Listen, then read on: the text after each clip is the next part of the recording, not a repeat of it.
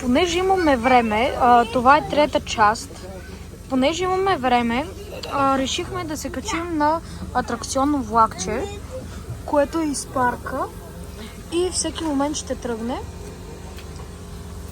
до посока Летен театър.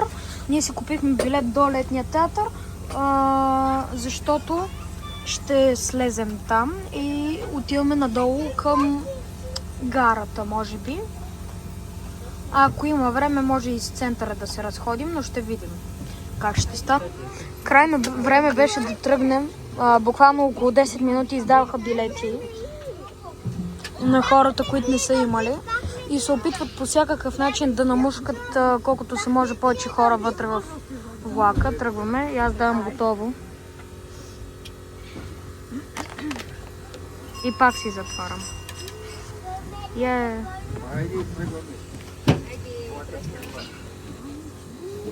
Тръгваме. Май на батерии, не дизел.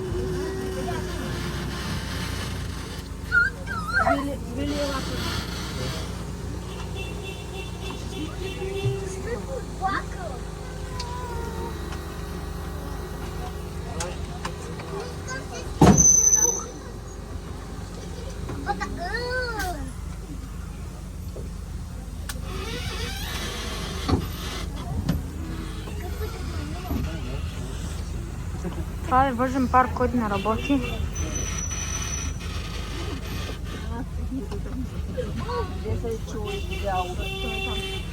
Ще се включи като пристигаме. Вижте каква дълга крива има.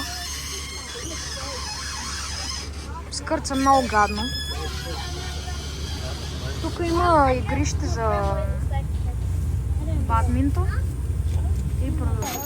Минахме през малки павета. И това е някаква спирка, може би.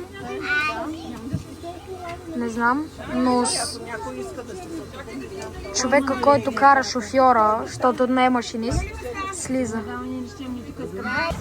Засилваме надолу по алеята.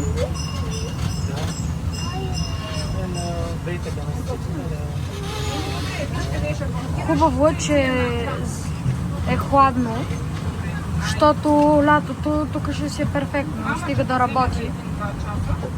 Само малко скъпичко ми се струва, 2,56 в едната посока. Това са 5 лева за... Нали, за сравнение, 5 лева в една посока при 15-минутно пътуване. Аз идвам с пари, ама малко не ми се дават излишно. Ама нищо, сега беше проба. И е по-заобиколно реално, то като разходка. Това мисля, че беше върха, където бяхме и сега се спускаме надолу. Явно е така, вижте колко надолу. Бързо. Малко бързо кара, това е опасно според мен, защото минат хора. И има хора, които са поездачи, а той кара и по велоалеята. И може и да не се види много, кога пристига влак.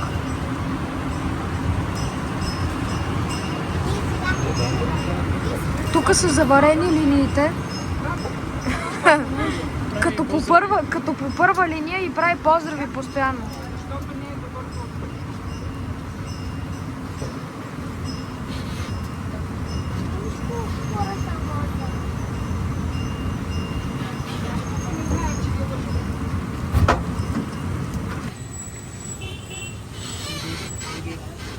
Свие. И то реално това е сигурно някакъв бус или кола, не мога да го привлича. Нещо такова.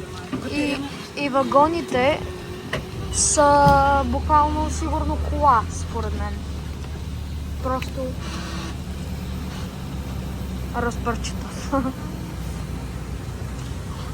Много са тясни седалките, в смисъл, вижте, има 2 педи, което е отвратително, ако седи някой срещу вас. Защото, примерно, сега съм с мой приятел, нямаме проблеми, обаче като са чужди хора е малко неприятно. В смисъл, вие никога не сте се виждали с тях и и седите едно такова разстояние. И спира на всяка манджена радия, сигурно да печели пари. Защото... Край на гара. Край на гара? Това е край на гара. Ето го влакчето. Ето го и летния театър. И сега ще го снимам как тръгва. Всеки момент.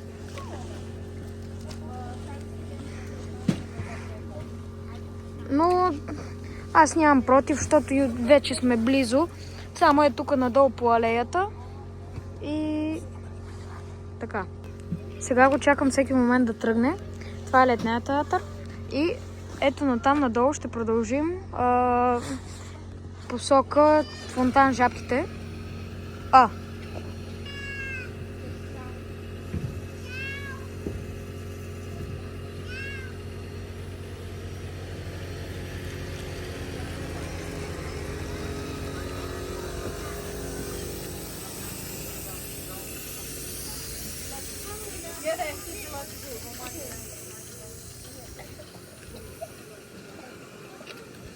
Това беше.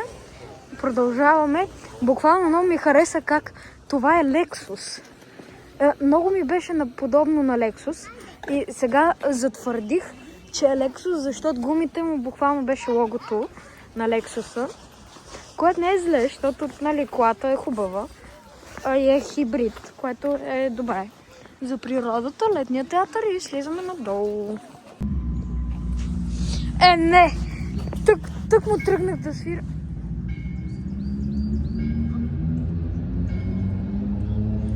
Това мисля, че защото е 4 часа, 16:00. Да, 16. Така да е, то е 3:58, ама реално бият по-рано. И това е известния фонтан Жабките, който ние в момента сме на него и отиваме към автобуса и ще видим вече на къде ще ходим. Или тролей, или какво беше, не знам, ще видим. Ето е алеята, която е тук, от която слезнахме. И днеска ще ви покажа човека, с който пътувам, госта в това видео. Ето го и него. Здравейте, приятели! Аз съм той човек с графиците и често пътуваме заедно. Да, това е моят приятел, който и двамата сме от един и същи град и пътуваме много често с него, даже винаги.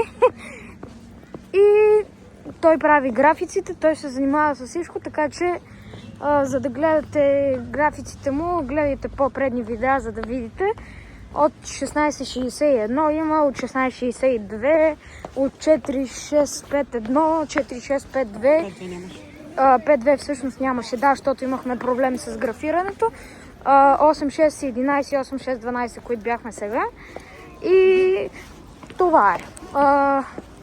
Ето, тук има някакви указателни табели.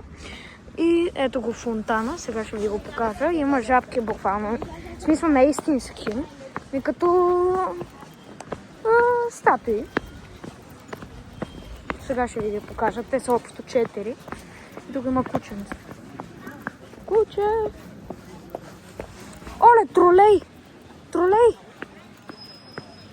Изпуснахме го.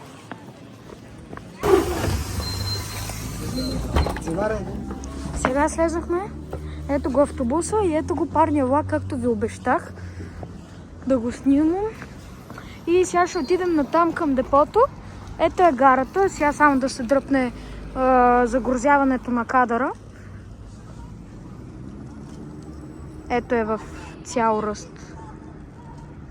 И ето това е парния локомотив. Момент. Това не е серия 55555 или там каквото е. Просто така са го написали, за да... По принцип това е първа серия. Това е един от малкото първи създаден... В смисъл, това е първия създаден български парен локомотив. Ето го отдолу. Мисля да се качи машина и вътре може и кабината. Да, сега съм асистира. Да видите кабината. ето ме видяхте. И от момент. Оле, вижте, тук съм под цилиндрите. И това е тук буталото. В смисъл, то е много голямо. Тук това са талигите.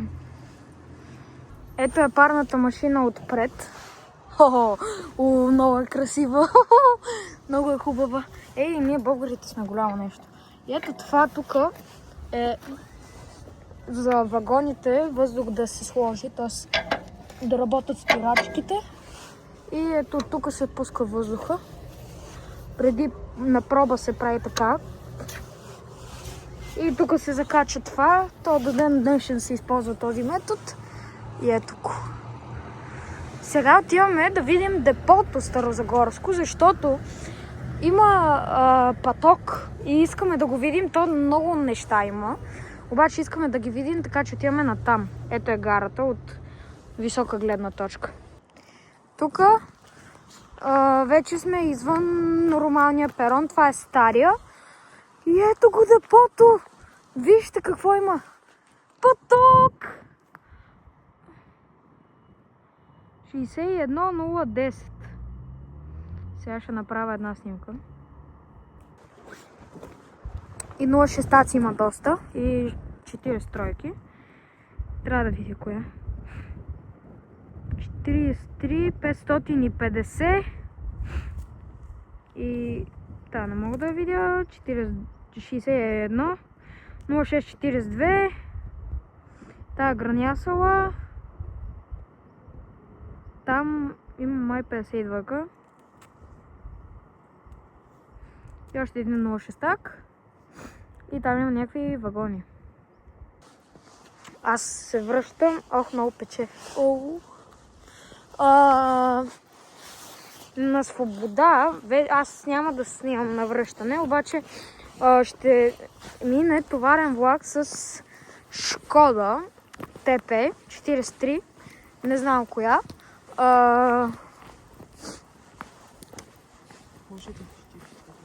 Не, предполагам, че ще е 43. Само номера и знам, обаче като цяло пътя, нали, по който минава, не съм много сигурен. Но мисля, че е от... може да е тая от Белозем. Не, всъщност...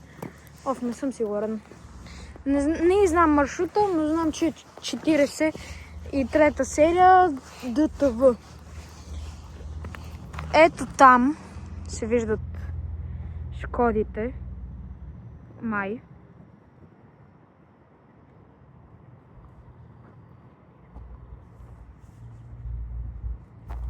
Пак ще ви покажа. Ето единствената, която се хваща в камерата.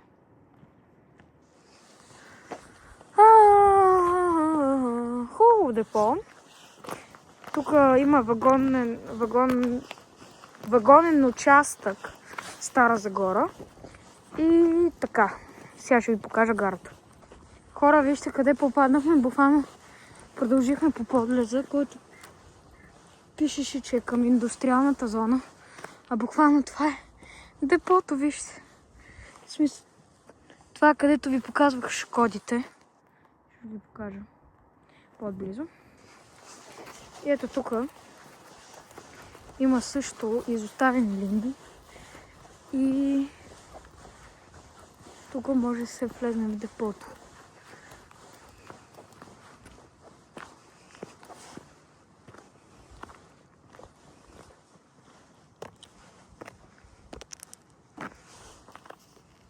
Вижте, има ограничение 5.